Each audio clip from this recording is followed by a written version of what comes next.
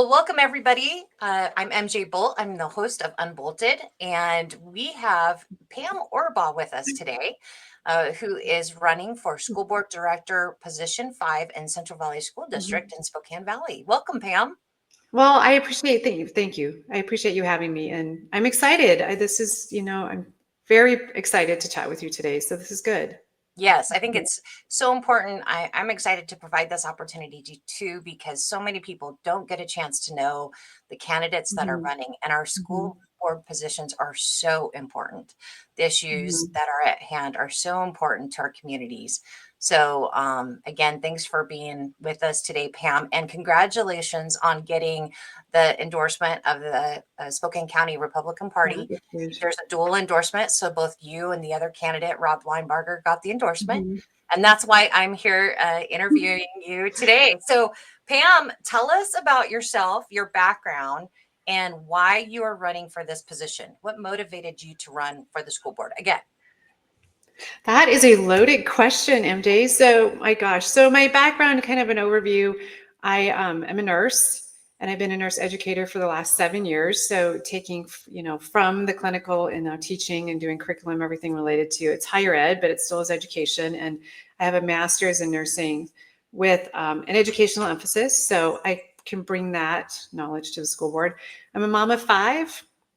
All five of my kids have gone through CV, one last child still at Central Valley School District. So I'm in the thick of what it means to be a parent also in the school district. I am a strong Christian. Everything I do is I look to Jesus and his word. How should I, decisions and ways how I conduct myself. That is vitally important to me above anything else.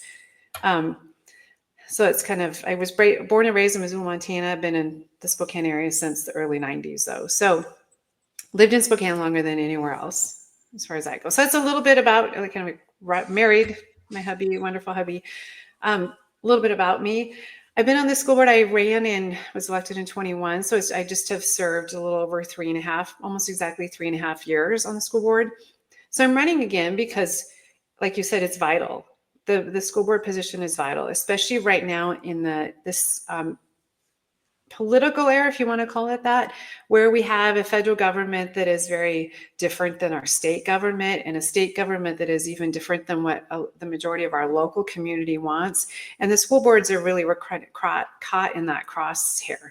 So we've done a very good job in the last couple of years navigating those waters as far as really hearing a big thing for mine is community voice. So really looking at the community voice and pushing back against the state, reaching out to the federal government also. So I just think it's vitally important right now that we have school board directors who are leaders, who are willing to take a stand and fight for our kids in our community, and yet also realize the environment that we're in, that we could burn it all down, but that's not going to help our kids. So, how do we just juggle that? So I'm running again because I feel like I really truly believe that we are in a really good path at Central Valley School District right now. We have seen, huge increase in academics this year with a lot of different changes that we've done. It's multifaceted. It's not just one thing. But I'm hearing from the teachers and principals that they've seen for the first time the first time possibly ever, is some of their words, that they've seen a huge increase in academic achievement. We really are fighting to include parents and standing up for parental rights. Fiscal responsibility is huge. I mean, I take it to heart that every dollar is somebody's earned money, that is taxpayer dollars. And yet that balance of what do our kids need, but not to overfund and not to underfund, but also to ensure our taxpayer dollars are well used and we're not overburdening our taxpayers. And just the community, since COVID, has really demanded, rightfully so, accountability and transparency from the school district and from the school board. And so I've worked very hard, and at least the other board directors and the current administration at the district too, to say we need information out and transparent in what we're doing and accountable to our community. And our board docs where our meetings continues to just grow with information. The website continues to grow with information. In the past, we've done community forums or town halls, or even been at some of the farmers markets just to talk to the community. So I really believe we're on a good path. as much as I think we can be in the state of Washington, really, for a lot of the stuff the state is trying to do to insert themselves in our school district. So that's why I'm running again, because I just want to continue the good work we're doing. And there's also more work to be done as far as, some, disciplinary stuff that, the state mandated basically almost a hands-off discipline with kids. So that's no discipline, but we're not seeing, obviously that's not working. So there's more coming from the state on that. But that's, I think, the next thing we really need to tackle is, I don't, maybe I call it discipline, but, behaviors, disruptive behaviors in the classrooms, and what do we do for that? So long answer to a loaded question, MJ. Yeah. Well, it was great. No, good information. Pam, what's your vision for our school district? My vision, like overall, is for the kids. I mean, we exist for the kids. We do not exist for the employees. We exist for the kids. And obviously we want our employees very well taken care of and a great place to work. But my vision is that Central Valley School District is able to, in partnership with parents, we have to partner with parents, that we give the kids what they need to be the best that they can be and what they want to be. And I love that right now we're doing that. We're partnering with parents, and I'm, hearing from numerous principals who are also like, yes, it's imperative that we bring parents in. I love that we are looking at like career and technical education courses where we can have some, it's called educational equivalencies, so that instead of just taking boring biology, it might be boring, not for all, it might be boring, but hey, I could take animal science and it's going to count for that because I want to do something in veterinary medicine. So I would love that we're getting more of these pathways for our students, because overarching, that's my vision, is that our kids get what they need to be productive citizens. And if that is, a job right out of high school, great, a military, great, higher education, or, a skills trade is so needed also. So that's my overarching vision. Yeah, those real world opportunities and Yeah. experiences for kids are so important. I love that. Mhm. So Pam, why do you believe people should vote for you over your other opponents in this race? So I'm on the board right now. Like I said, we've got this great path moving forward with academic achievement, fiscal responsibility, parents, right? Really respecting parents, and accountability, transparency, building that bridge. I've said from when I ran the first time, I really believe a director's position is to be that bridge between the community and the district. And I have done that, and I'll continue to do that. So I have that experience. I have these working relationships with, from Dr. Parker to the administration. And it is working relationship. It is definitely give and take a lot. But when I need to hold my ground, I hold my ground and say, sorry, Dr. Parker, this is what we're doing. And he realizes that's what the board says and that's what the board's doing. And he's like, fine, it's a board decision. I'm like, yes, it is. Yes, it is. So, but we have we have to have that positive working relationship. So the experience, the vision, the path that we're on, and the positive working relationship is what I have over the other two. As far as that goes, I mean, they are speaking to their platforms. I know there's a lot of, I'm hearing, or seeing a lot of misinformation going on as far as what we have done or not done on the school board. And I actually am doing my own little, it's a singular podcast, just me talking every week about what, here's safety, or here's parents' rights, or here's the budget. And one of the podcasts I did was like, here's where you can go on our website, the district's website, and you can see in board docs or even other places on the website where we have done what we've done with meeting minutes. Again, I just want to get it out to the voters. Here's the truth, and here's where you can find the truth. Some of the meetings you can find are still even for like the last couple of months are up there where you can even go watch the meeting for yourself, type of thing. So that's what I have over the other candidates. All right. And Pam, what are your top priorities for the school district? Top priority is safety. Obviously, our kids have to be safe. That is like, we cannot expect, I don't want our kids going into an environment that's not safe. And I appreciate that we have, contracts with either two law enforcement agencies for resource officers. And we also have our school resource officers. And we have Brian Asmus, who is overseeing all safety. So, I mean, obviously our kids have to be safe.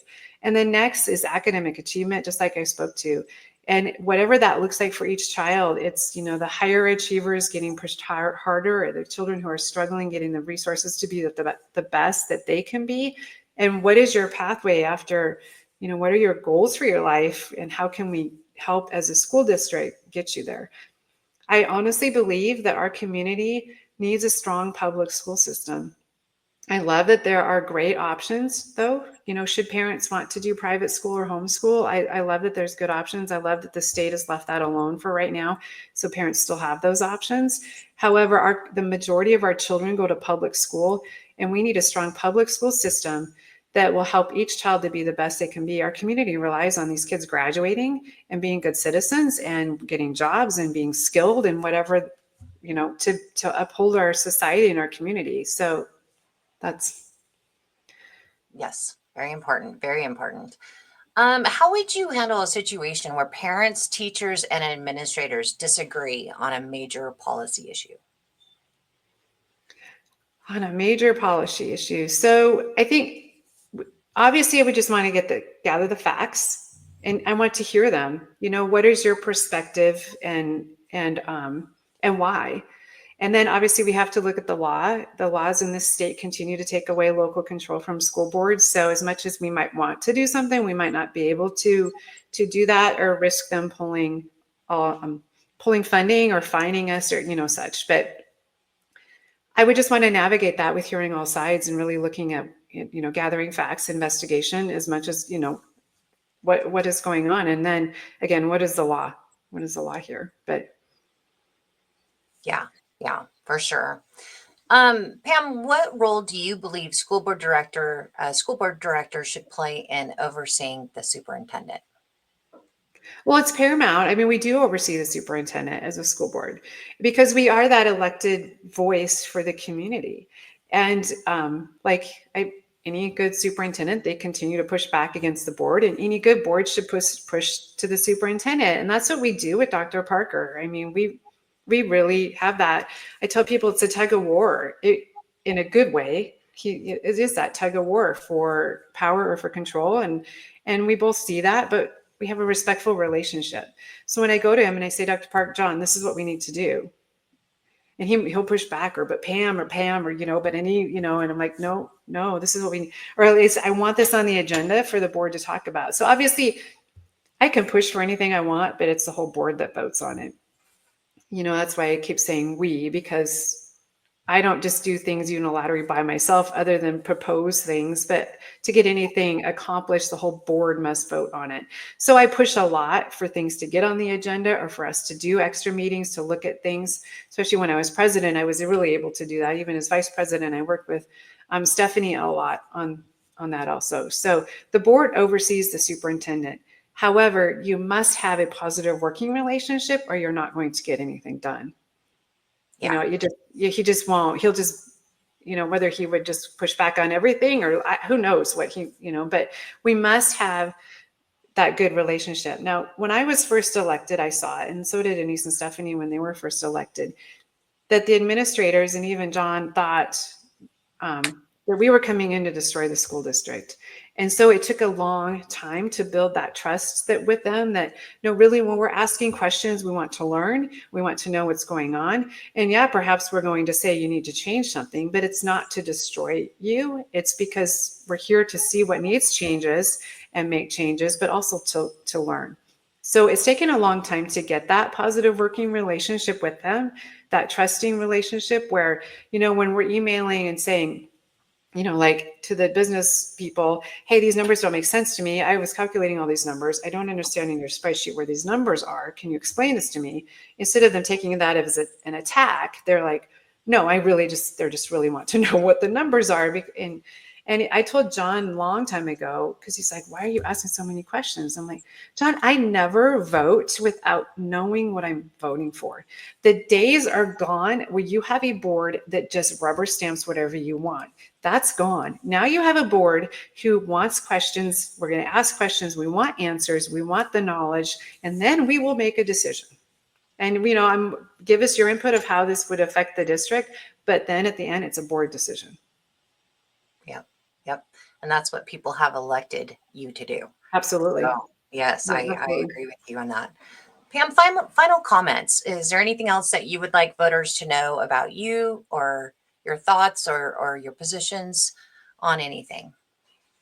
Well, I touched on them a little bit in the intro, but I just really, my heart is for the kids. It really is for a strong public school system for our kids. And we have great employees and we need to definitely ensure they are well taken care of. But the focus of the school district has to be for our kids and for keeping them safe, educating them. But again, in partnership with our parents, we cannot drive our parents away. We can't drive that wedge between the students and the parents. And I've worked hard on any policy, anything that comes up to say we need to add parent communication, we add parent input. We need to, even the curriculum, I said we need on our, when we get a new curriculum, I said we need to put a page there for parents to access. How do you do homework? Even like encourage our parents to work with their kids at home, even on homework, just that partnership, because that is what will help our kids the best. I really believe in local voices. The state continues to try and take that away from us. Like with each legislation that they make for school boards, it seems like they take more local control away. But that local control means that I can be that bridge between the school district and the community. So when the community members, whether it's a parent or a grandparent or a taxpayer, say, hey, this is my concern, and then I can bring that to the district. And then it's also back and forth to the community of like, hey, I've looped you in, now so and so will get back to you, or this was their answer, or this is why we can do that or can't do that. So that's why I say it's a both way, back and forth bridge with the community. I really have a heart for our taxpayers. When we were doing the levy, I did a lot of calculations on my own, and that was a lot of pushback of like, I don't know why we need such an increase in the levy, and I had different numbers than them, and that's fine. I mean, I know that that's their job, so they see more than I do. But obviously, I was just like, I continued to push back. It's all in open meetings. You can find out. They say, but our taxpayers. I get it. We are not funded adequately to what our community wants to see in our school district from the state, but we have to balance that with our taxpayers and what we're burdening them with by an ask. So when it came to voting, this was the previous board before Denise and Stephanie were on. But when it came to voting, I said my vote is for this to go out to the voters. That the voters are going to decide what they want our school district to look like and if they are willing to foot that bill or not. And I directed the school district. I said, you are going to have a campaign on facts.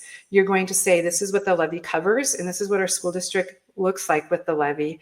And if we don't pass the levy, this is what our school district will look like. Like these are, all these things that will be cut to make the balanced budget, the budget balance. I said, I asked for a calculator to be put on the website. It's still there so people could figure out, what is $2.40 per thousand of my assessed value, whatever the county is saying my assessed value is now. What is that really going to cost me over the current levy or the levy that was just expiring? And they did that. And I must say the district really did. And I also said, we're not doing sob stories. I don't want to hear poor Johnny can't play football if you don't pass the levy. And I had, the whole time I've lived in the Central Valley School District, which is almost 30 years now, I mean, I've never seen such a factual based campaign for the levy. So that's what my heart was, is like give the voters the information so they can decide if they're willing to foot this bill or not. Because I see, obviously I want our schools to have everything we need, and yet I don't want to overburden the taxpayers. And that rolls into just fiscal responsibility and accountability, and just working hard with anything related to the budget. Is there another option for another bid? Is this something we really need? Even, like when the garbage truck was wearing out, those poor guys, I'm like, okay, go get another bid. Did you talk to this other company? Do we really need a garbage truck? And they kept coming back with more numbers. Here's how it's going to save the district. Okay, it's going to save the district. And every time, Dr. Parker's moving people around in the administrative office, he now starts the conversation with, no new positions, Pam. I know you don't want any new positions. Thank you. Thank you. No, I don't want new positions. You have your people. They work very hard. They have a ton on their plate, but we have to keep the budget under control. Most recently, we actually did something different this year because last year's approval of the budget we had so many questions and so much, it was Anissa Stephanie's first time too, but it was also, it took longer than the district thought it should for us to approve it, and a lot of questions. So this last year in February, we sat down with the business office, and she said, give us parameters how you want the budget built. And so we did, and she built the budget per the parameters. It was like fabulous, fabulous. We need to get spending in all realms under control, from salary to supplies to everything we need. And it's not out of control at all. I'm not saying it's out of control. We just need to ensure that it's all still under control, and we're not spending more than we need to anywhere. So fiscal responsibility is huge. Yeah, very good. And I'm going to ask you one other question about how are you planning to stay connected to your community, to the citizen voice, to hear their concerns, or where you can, have they can have a voice with you. So are you talking during the election or after the election? If you are elected, how do you plan to stay connected to, the citizen, the community voice? So I really did. I would hope that we could do the farmers markets and the community forums again. And I would ask to do that, to do some more of those. I mean, that was a big push right after I was elected the first time, that the community, you're not listening to the community, you have to listen to the community voice. So that's where you really get out to the community. That said, anytime there's emails coming through, concerns coming through, either myself or I ensure that Stephanie, between the two of us, are addressing those emails. Any public comment, we're ensuring that one of us is getting back to that person. And I apologize if we haven't, but just again, that voice, I encourage people to come to meetings. I encourage people to reach out and have a chat. If they're not interested, then they're not interested. But if they're reaching out or if they want information, I constantly, people grab me even in the grocery store. What's going on with this? And I love to I'll be there and open just to talk to the community. But I would love to do more of the forums like we did. I think we're obviously too late on the farmers market this year, but when we did it in the past too, just people could come and ask questions. A lot of it was more so about, hey, are you hiring, or how do I get my kindergartner register for school? So, but just being as open to numerous different pathways for the community to reach out and chat, and ensuring that I am getting back to them too. Great, great. So Pam, where can people find out more information about your campaign or get in contact with you? Oh, awesome. So I have a website and a YouTube channel and an email. So it's Elect Pam for Kids, but it's the number 4. So it's all one word, Elect Pam for Kids, at hotmail.com is my email. It's electpam4kids.com is my website. I have the same Elect Pam for Kids on Facebook. And I think my YouTube is Re-elect Pam for Kids. But anything on YouTube is posted on my website, and the link is on my website and also on my Facebook. So, because I'm also doing weekly newsletters, trying to get those out of like, hey, here's what's going on with the campaign. I'm also doing a weekly podcast where I'm like, I've talked about from why I'm running to safety issues, parents' rights, budget discussions, just a different topic every week, trying to get that out. So anybody that could watch those and share those, it's just information on as much as what I've done related to topics, or what, when the board has done related to topics, things I have pushed for related to topics, but also just that education piece too. It's like, this really is what the budget looks like. This is really what safety priority in the district. This is, what we're doing for academic achievement that I've so excited about. So topics like that. That's great. And all of your addresses use the number 4, right? Yes, number 4. Okay, awesome. Well, Pam, thanks so much for spending time with us today. And thank you for serving and for running again for this important position. We really appreciate it. Well, thank you for having me. I really appreciate it. All right. Take care. You too.